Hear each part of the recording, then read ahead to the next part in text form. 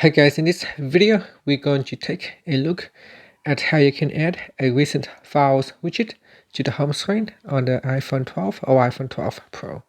So first let's go back to your home screen by swiping up at the bottom of the screen. Next, on the home screen, go to a blank page that you want to add the widget to, and then touch and hold. Next, tap on the add button at the top, and then you want to go down and tap on files. Next, there are two different types of widgets available for you to add to your home screen. So you got a small one, and if you swipe across, there is a larger one. So simply touch and drag the widget to the home screen, like so. And then if I tap on the add button again, I can add in another widget. So I'm going to tap on files, and this time I'm going to choose a larger widget, and then touch and hold, and then drag it onto your home screen.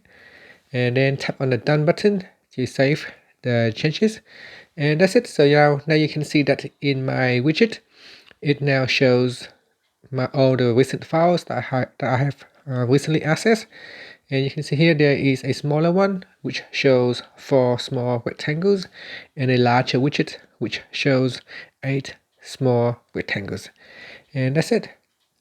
Thank you for watching this video. Please subscribe to my channel for more videos.